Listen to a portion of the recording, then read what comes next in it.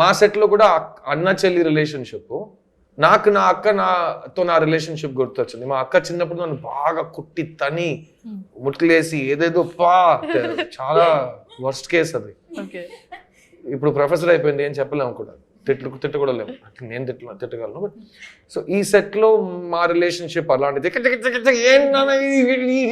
అది అలా ఉంటుంది, టామ్ అండ్ జెర్రీ లా ఉంటుంది. సో అది నాకు I really enjoyed that. And తను వచ్చే ఎగ్జామ్ రోజు నన్ను అలారం క్లాక్ పెట్టి లేవడం కానీ, నేను ఒక తప్పు చేస్తే దాన్ని కవర్ చేయడానికి తను వచ్చి నేను చూసుకుంటాను నాన్న అని చెప్పడం కానీ, సమ్ టైమ్స్ నేనేం వాడు ఎంత చెప్పినా వేస్ట్ గాడు, వాడు దున్నపోతాడికి ఎందుకు, ఆ లెవెల్లో ఫ్రీడమ్ తీసుకుని మాట్లాడటం, ఒక్కొక్కరిని కొట్టడం, తనటం అన్ని ఉంది ఈ cinema. And I feel that because we love the characters, we're able to be like that. Yeah, and also because of the space that Siddharth sir gave and Sharat sir. కానీ కొందరు మాకు సీనియర్స్ మంచివారు కాబట్టి మేము కూడా మా juniors కి మంచిగా ఉండాలని అనుకోరు, అలా మీరు అనుకున్నారు కాబట్టి, and that's what she is saying. మీరు అలా ఉన్నారు and I'm so grateful for that. ఎందుకంటే we are not the fully formed versions of ourselves when we learn from different people. మన పరిస్థితుల ప్రభావం ఉంటుంది, వేరే వాళ్ళు ఇన్ఫ్లుయెన్స్ చేస్తారు.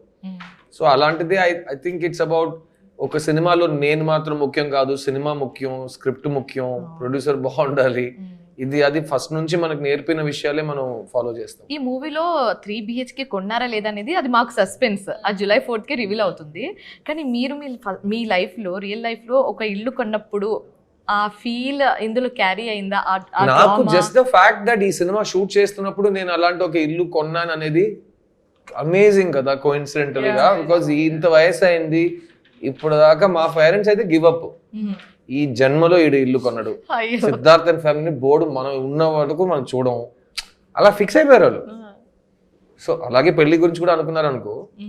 సో మన చేతుల్లో లేదు అది. సో వెన్ ఇట్ హ్యాపెన్స్, మనకు నచ్చిన విషయం, మనకు కావాల్సిన విషయం, when it happens to us, it is not that as I did it, it is అబ్బా it happen to me, finally it happen. So నాకు ఫైనల్లీ ఇట్ హ్యాపెండ్, అదే చాలా పెద్ద రిలీఫ్ నాకు.